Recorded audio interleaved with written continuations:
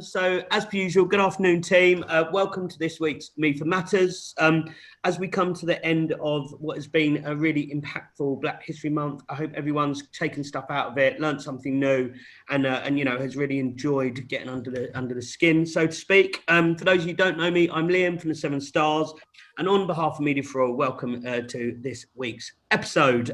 So Media for All was set up in 2018 by the brilliant Rupen Shah, and the whole aim of it was to help recruit and retain people from Black, Asian and other minority ethnic communities into the advertising industry. And as well as recruit and retain, our other pillar was all about rise, because what we know is that people who are non-white, when they're in the industry, they don't have the same lived experience as their white colleagues. So the whole point of MEFA was to set about changing some of that and trying to do our bit. Now, we really believe that in order to drive that change and keep the momentum going, that we needed to have a platform for open discussion and conversation, because we really do believe that it's everybody's role to make this industry better. And I think, you know, it's not the case of groups over here or small groups making that happen. It's about all of us coming together and tackling a really big issue. And today we're talking about what probably in a year that's been really, really tough is probably one of the biggest issues of them all, which is all about mental health. We know that Black people face racial inequality and racism, and that definitely impacts on people's mental well-being. And on top of that, people from Black, Asian and minority ethnic communities are also more likely to experience poverty and lots of other socioeconomic disadvantages. So we know that that leads to mental health problems. We know that COVID isn't helping with all of that, and it really is an issue that we all need to be more aware of and work out what to do. And I guess that's why today we're joined by some brilliant people who are doing some awesome stuff in that area. Before I get onto that, I've already said it at the start, but this is a totally safe space. But if you are triggered or need any emotional support, Diana and the team over at NABS have a brilliant advice line that's open to anyone in the industry. So I've dropped the details of that in the chat below, and there's also an email address too if you want to follow up for any support. And I'm sure Diana will touch on it today, but those guys are doing lots and lots of work and probably are needed more than ever before. We've got a really brilliant panel today. It's going to be a brilliant conversation about a really tough subject. We've got Josh, who's the CEO and the COO globally over at Mediacom. And we know that Josh has spearheaded lots and lots of mental health initiatives within WPP. And I think it's fair to say that, you know, Josh was one of the people who stood up and made people more aware of that issue at a time when it wasn't as people weren't as aware of it as they are today. And Josh has really spearheaded that. And, you know, we thank him for the work he's done in the industry on that. Joining Josh, we have Diana, who's CEO over at NABS. And again, as I said, they are overrun, I guess is probably not the right word, but they are, you know, doing some brilliant work to help people who are suffering from redundancies. And Diana, I know you're going to talk a little bit about that and going to talk about understanding what the real psychological impact of Black Lives Matter was. We know that in the immediate aftermath, there was a real turning to teams and people to kind of educate us. And sometimes that put more pressure and more impact on those people that are already finding it tough. So I think we're going to talk a little bit about that today. Joining Diana, we have Uzma. Uzma's also works over at NABS, and she's their head of careers. She's also a business psychologist. And I think Uzma's going to talk about what the real practical examples of what organisations can do with regards to mental health approaches, and in particular for their BAME teams. So we're really looking forward to hear that. And Rupen, last but not least, we have brilliant Rupen from Thinkbox, and he heads up their super successful planning team. So thank you so much, guys, for joining us today. Really appreciate you giving up your time at a really busy time of year. As we're going through, if you have any questions, please drop them in the question box down below. Just click that and drop them in there. You can do it anonymously, or of course you can put your name and we'll shout you out. I think that's just about enough from me for a change. So to get us going, Diana, can you tell us a little bit about what NABS are doing to support people in the industry, and what sort of issues are you seeing coming through specifically around mental health? Yes, so NABS support organisation for the industry, which means we are here for all of us here, and we are invested in by the media organisations to support us. So first thing is just remind everybody we're for all of us, not just our teams. Thinking about our own personal mental health as well is really important. As of sort of the last quarter, we've just taken about 4,000 calls so far this year, and as well as that, running lots of masterclasses on things like resilience and coaching for career development, helping people with career crossroads, and speed mentoring, which we do with Media for All. So lots of things going on. About 20% of the calls that we've taken so far this year are for emotional health, emotional support needs. That includes mental health, of which is a large majority of that. But also in there is people coping with bereavement, work pressure, and things like that. Now, interestingly, that is still a major issue. But right now, we're reflecting what's going on in the industry and the structural changes that happen in organisations. And the majority of people are coming to us for help with being made redundant or at risk of redundancy, or needing financial support. And our requests for grants and financial support are quite significantly up. I think it's important to remember that that's what people come to us first. So our approach is very much about how you support the whole person. And then when we're having those conversations is you understand, and as evidence would suggest, we know that when people are going through difficulties like redundancy or haven't got enough money or are worried about their families or experiencing other problems, is that can be a major trigger for broader mental health challenges. So we're doing lots to support people, sort of redundancy and support, but also that emotional mental health piece. If you then sort of layer what we know about Black, Asian and other minority ethnic communities in terms of how structural inequality impacts on roles, housing, and so many other things, the risks in terms of individuals' mental health is heightened. And it's really important that as an industry, we're therefore able to support everybody as significantly as we can and think differently now as well, in light of the Black Lives Movement.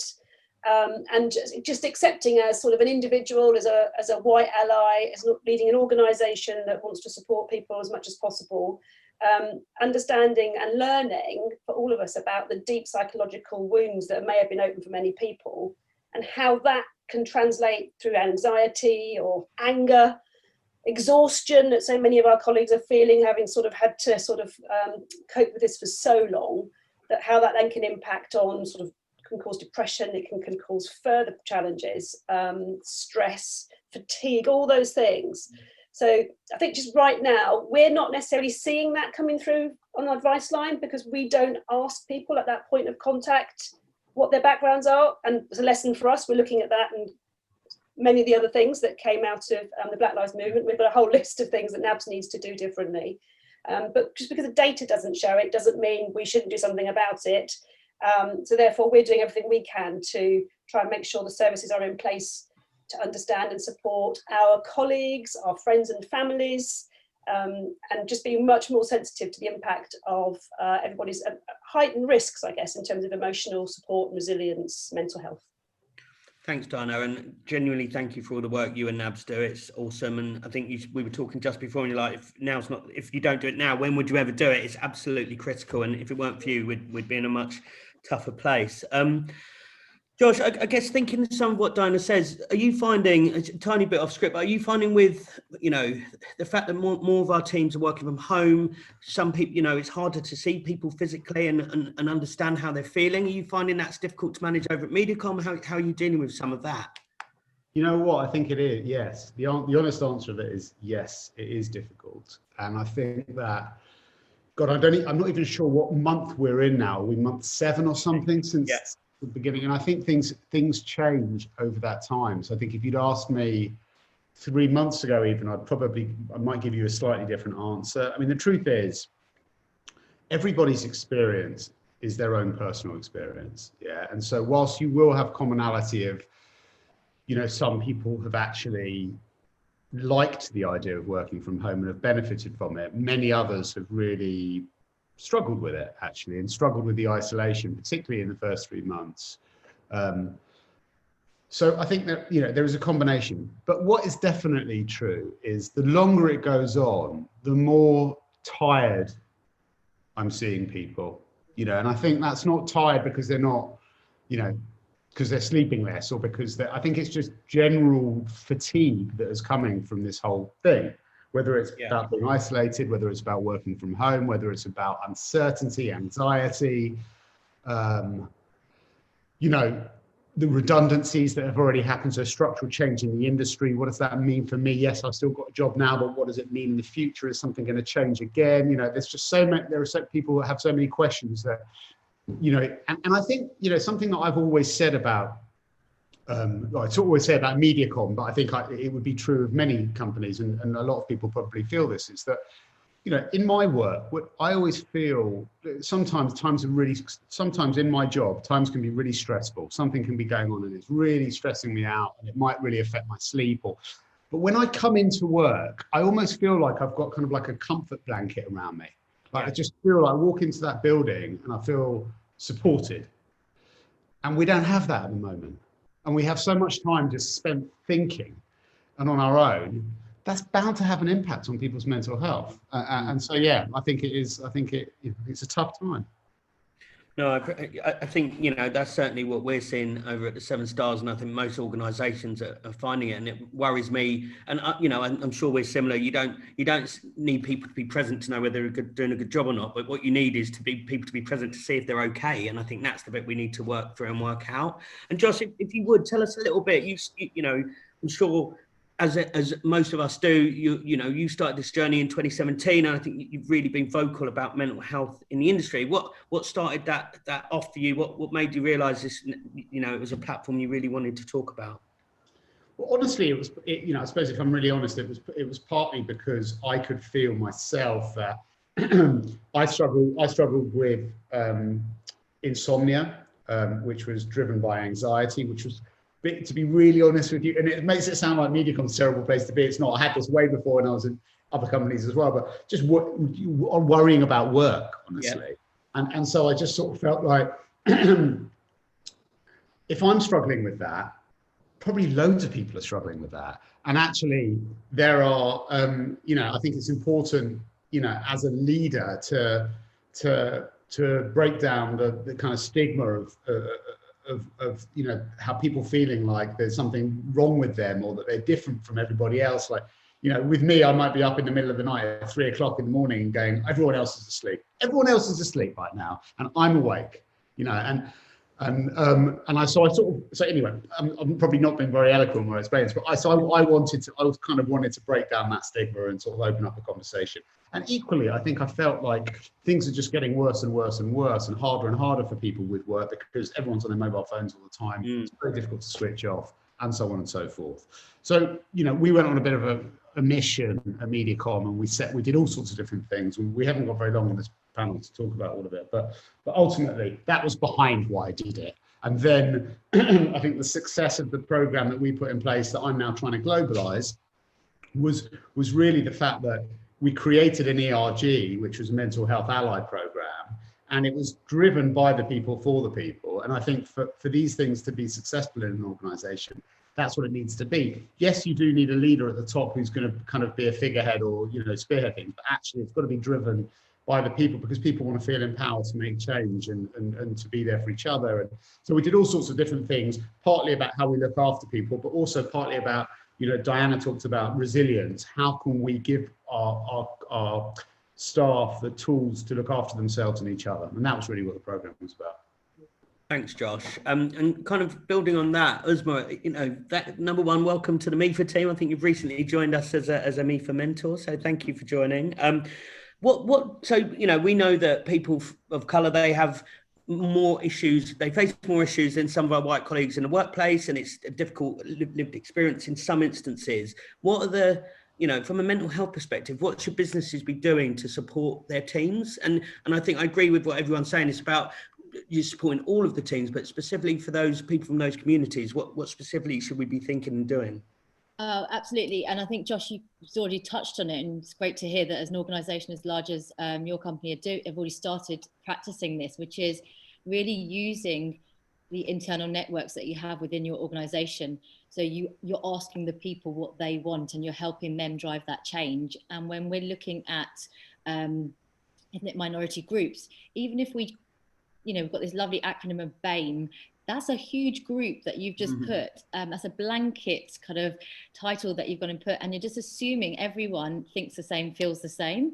So really it's about understanding the different complexities within cultures. And really for companies, my advice really is to get comfortable with the uncomfortable. This is not going to be easy.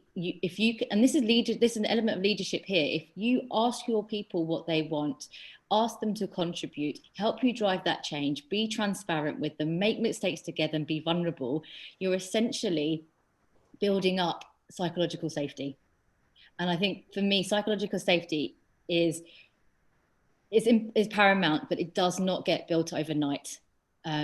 It's ensuring people build up trust with you and vice versa. It's feeling safe to feel vulnerable. It's feeling welcome to challenge the status quo. And really, that's what we're going to see, I think. If we're saying have these safe spaces, and I've heard the term brave spaces, it's great in theory. But really, how do you make that happen? Because are you going to be challenging the CEO in a meeting or a client? And these are things that companies do need to start addressing and getting down to the detail. And the other bit of advice I'd say start looking at is, if you do have mental health allies? Because if not, that's a great starting point. If you do, have a look at the makeup of your allies.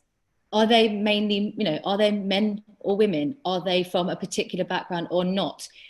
If you are not representing or having people of colour as mental health allies, as an example, then what is it about that that's stopping them or not appealing for them to join?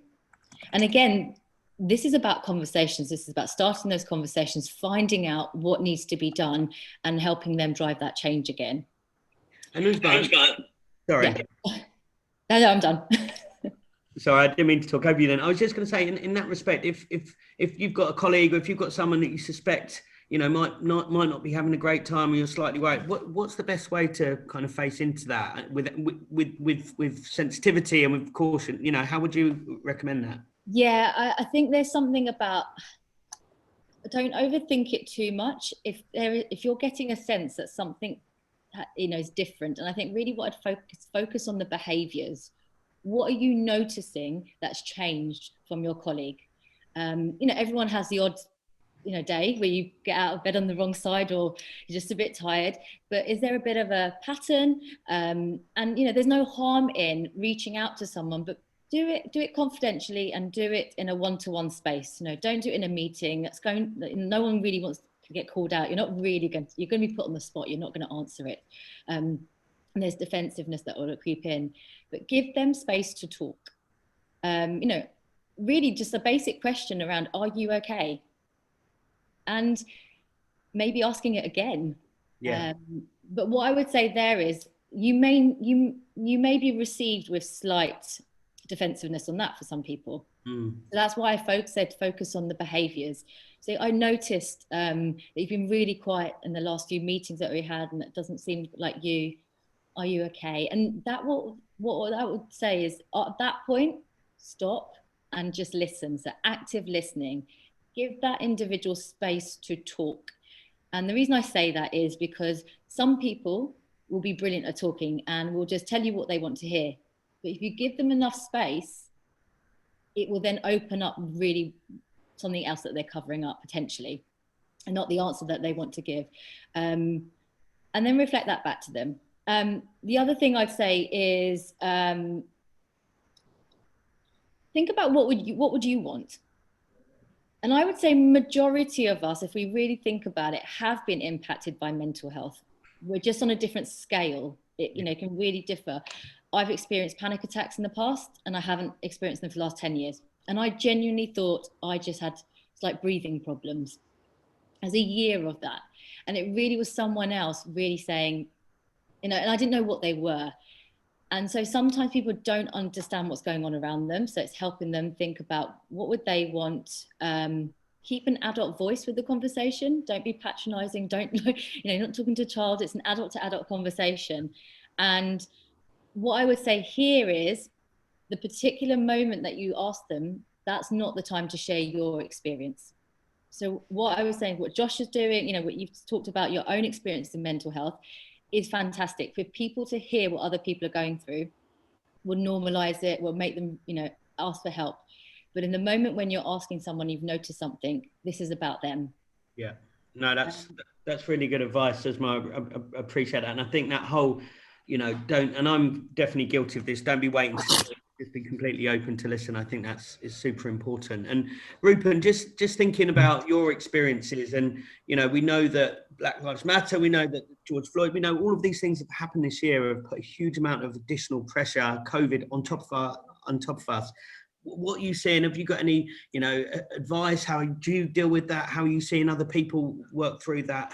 And thanks for joining, by the way. Yeah, no, you're more than welcome. Yeah, it's difficult. I mean, I think from my point of view, there is all of this, all of the stuff that's come to light over the last few months has just put this huge amount of, in a good way, it's brought everything to light, but it's also put on a huge amount of pressure to those people that are involved in having these conversations. There's this sort of collective burden of responsibility that you need to keep talking about this stuff, keep it top of mind, because there's this lovely quote that John Amici, the psychologist, he uses, and he says, hope is a heavy backpack to carry. So he talks about when Rodney King, all that happened in 91, and there's a lot of talk about everything changing and things are going to be different and so on.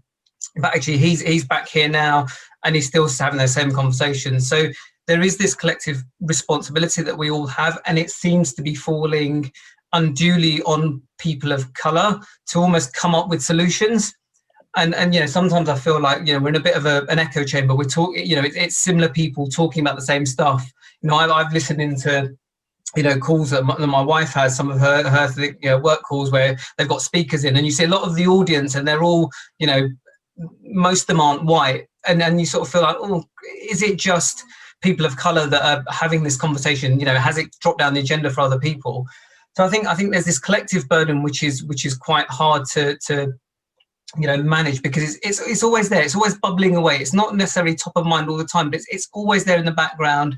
And I think there is this slightly I don't know if it's unfair, I don't know if that's the right word, but there is this additional pressure that people of colour have on them.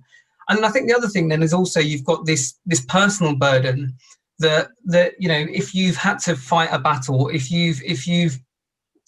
the stuff over the last few months have brought up feelings that actually these are wounds that have healed many years ago, but they've just pulled away that scab and they've resurfaced them. I was chatting to my wife again, things when she was a child, she used to go to her friend's house, but she wasn't allowed to go around when the dad was there because he was openly racist, and she'd never even thought about that. But stuff like that, it ebbs away at your confidence, it ebbs away at who you are as a person, and all of this stuff over the last few months has brought that to life. But when you're having to fight these personal battles, when you're sort of going through it and you've been a victim yourself, it might be that you've only realized recently that actually what I've faced I have been a victim of this undercurrent of racism that exists. It's not like the US where everything's in your face and a bit more overt. Here it's actually quite under the radar.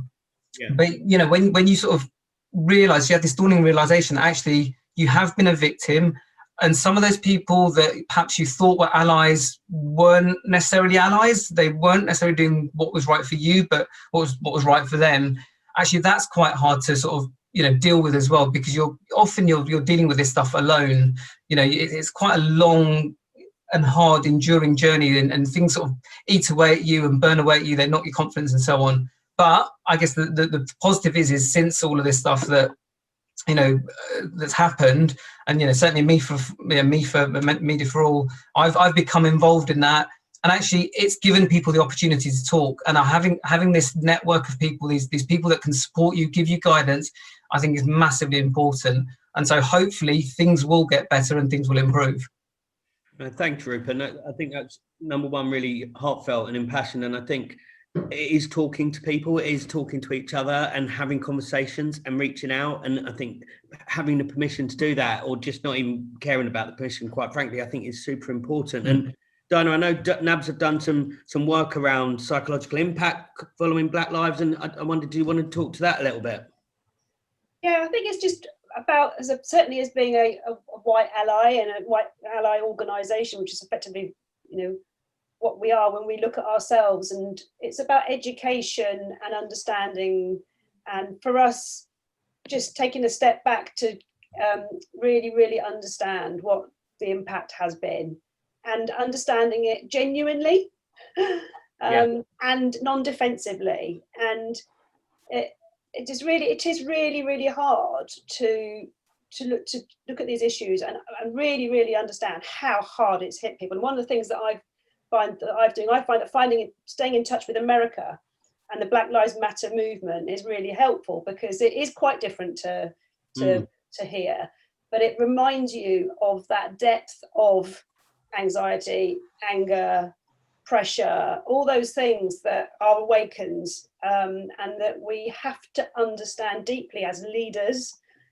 and managers and friends and colleagues, if we're to help make any difference and actually be these active allies that we all now understand we haven't been enough, and to do that differently. So I think it's just to make sure that as leaders in organisations where we're trying to make change happen, that we are as close to understanding lived experience as we possibly can, and owning that ourselves, and as Rupen said, not making it the responsibility of our team members. And the NABS, just to be completely honest, we've gone through the Creative Equals 70 questionnaire thing that, I mean, honestly, it was so hard, and actually we've got so much to do ourselves, but I think it's just about understanding, making the commitments, and for us, I would just say that NABS is here for everybody, and if people have got concerns and they're worried about how any of these things are triggering for them, don't hide it, don't bury it, don't think their NABS is overrun because everybody's being made redundant.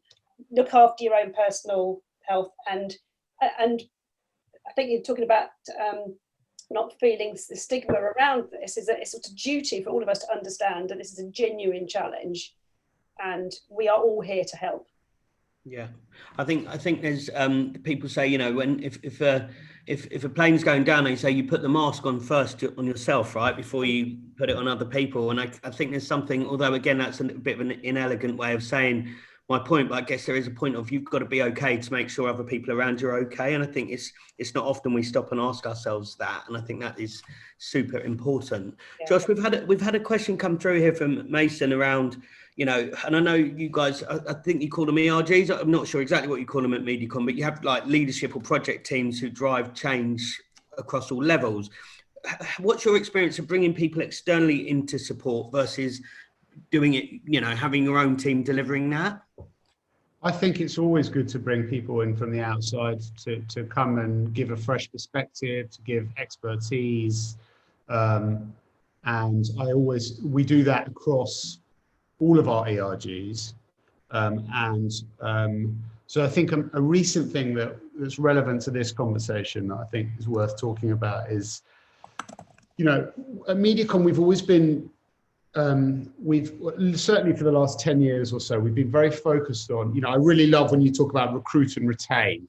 Yeah, like we've been very good at bringing people from Black and minority ethnic backgrounds into the agency at, I would say, probably at an entry level. So that's been going on for a period of time, and it's different year on year, but around sort of 40 to 45% of our entry level people come from BAME backgrounds. So, but retaining those people, making those people feel included, making those people feel like they're an integral part of our company and our culture is something that I don't think ever gave enough attention to over the years, and we didn't realize it. And I remember we've done all sorts of different, we always do like a Black History Month where we do loads of really interesting people come in and speak from the outside. We do loads of mental health awareness stuff. There's always lots of very interesting, inspiring activity happening where we have challenge and debate and so on and so forth. And there's a lot of intersection between, ethnicity and sexuality, ethnicity and stigma, and all of those sorts of things. So lots of good stuff happens around that. I remember about 2 years ago, or maybe 3 years ago, there was a Black woman who was working at Mediacom, stood up at one of the events that we had a Black History Month and said, Mediacom doesn't realize it, but it's actually racist. It's a systemically racist organization. And I was like, what? I couldn't believe it. I was so shocked because I felt so like we're the opposite of that. But actually, listening to her speak really made me think, well, if people of color feel like that at this company, we're getting something wrong here. And so I think there's been a bit of a focus on that. So a good example of somebody that we got in was we got Bilal Khan in to do. He spoke at a Black History Month thing we had a couple of years ago, and he came in and has done microaggression training for everybody in the UK, which was organised by Kate Rowlinson, our UK CEO, and which I really applaud her for driving this agenda. And everybody in the UK has had this training now, so that's like 1,500 people have had this training during lockdown.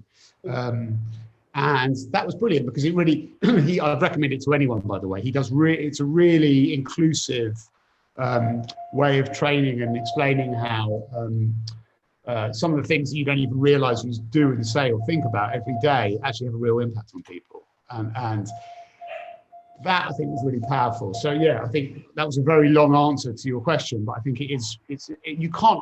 you can never do everything yourselves. It's always important in everything you do to be getting external help and fresh perspectives from alternative places.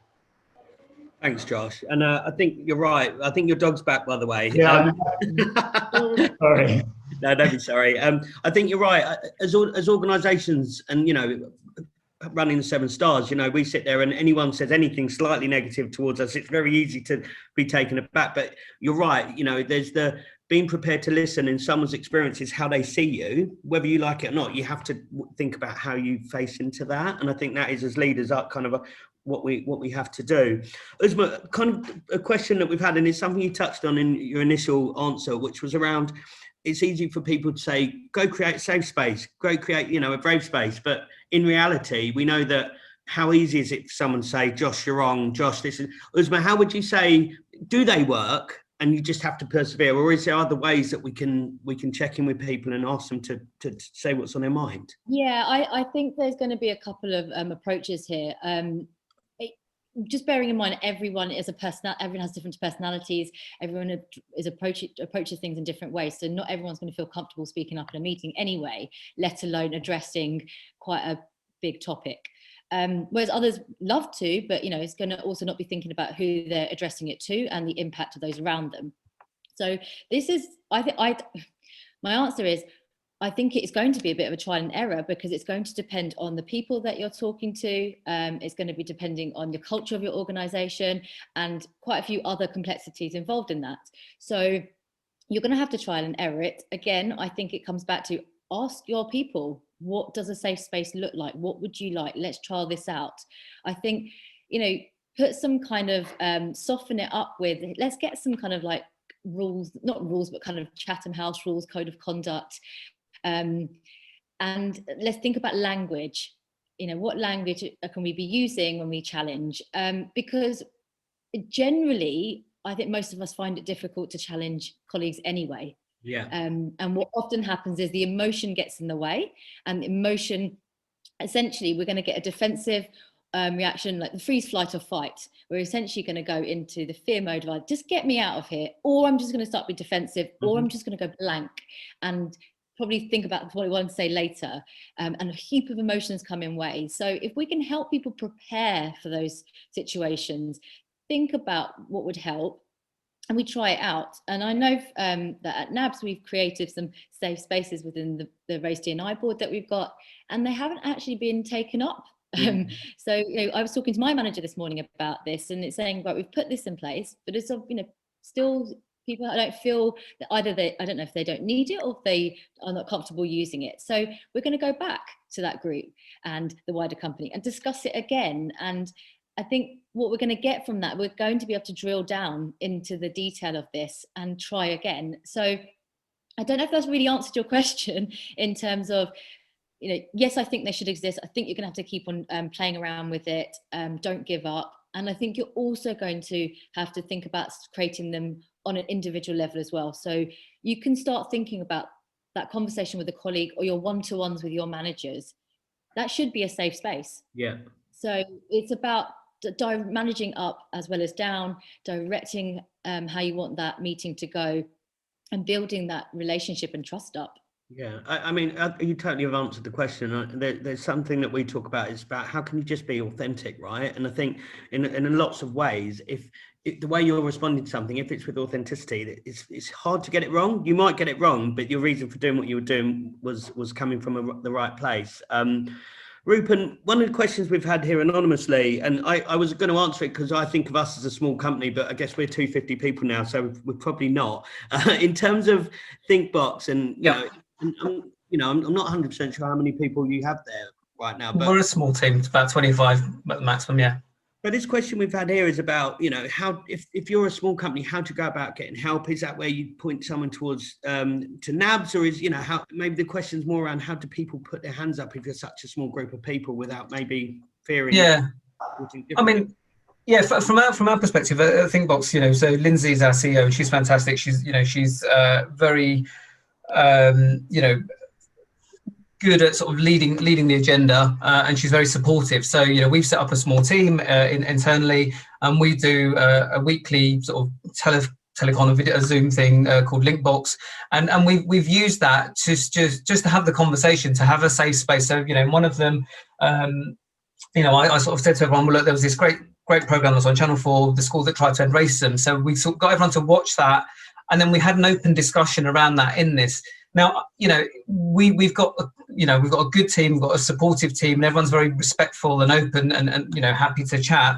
And I appreciate that not everyone's going to have the luxury of that, so it becomes harder in those instances. But I think, you know, if you've got the support at the top, someone who's going to sort of lead the agenda and you know, make positive change, then that has a massive influence. I guess where you've got someone perhaps who's someone sort of said, I can't remember who it was the other day, someone said, you know, why do we use the term old school, because it's quite a negative thing. But if you've got someone who's old school, perhaps their way of thinking is slightly different, then that becomes harder. You know, it becomes more challenging. And I guess in that instance, that's when you perhaps need to look for support outside of that organization. You know, you can speak to people like Media for All or for NABS, or, you know, whoever it might be, to get some additional support, some other ways in. But I think it's about, you know, it goes back to your point a minute ago, it's about being authentic. If you've got a group of people who all sort of collectively believe that it's the right thing to be doing, this is what we should be doing, then it makes it a whole lot easier. Thanks, Rupen. And I think we're just about out of time. We've had a question come in that I think from Wahid around the BAME category, how do you categorize people, and also how do brands show up. And we're not going to talk about that today, because we are going to talk about that in a couple of weeks, all around how can brands be authentic about how they show up without looking like they're being tokenistic and all of that. So we're going to come back to that in a couple of weeks and have a whole session on that. I guess I just wanted to say thank you to everyone on the panel today. Josh, brilliant work as always as a competitor, I don't mind saying it. Everything you're doing in this area is awesome. I know that WPP, again, being super positive about you guys, have open sourced a lot of the stuff you're doing around BLM, and I think if anyone's looking for that, I'm assuming it's relatively easy to find that online, and I think it's great that you've opened that to anyone who wants it. There's some really good stuff there. Thanks to Diana and Uzma from NABS. You guys are awesome. I think I know that lots of charities, and you guys are a charitable organisation, find it really tough. There's less events, there's less things that you can raise money. I think we'll have a think about what we can do as MIFA to help you in that area, because I think what you're doing is remarkable. And I think sometimes people, in the past myself, I wasn't always 100% clear what NABS did when I first joined the industry, but knowing a lot more now, it's, you know, there are people that genuinely wouldn't be able to get by if it weren't for you. So thank you so much for the work you guys are doing there. And obviously, thank you to you, Rupen, for your guest appearance. I told you it wouldn't be nerve-wracking, buddy. You're brilliant. Thank you so much to everybody for showing up. Over 100 people today, so it's great that people are still tuned in and keen to learn more. I'll see you all in a couple of weeks. Thanks, guys.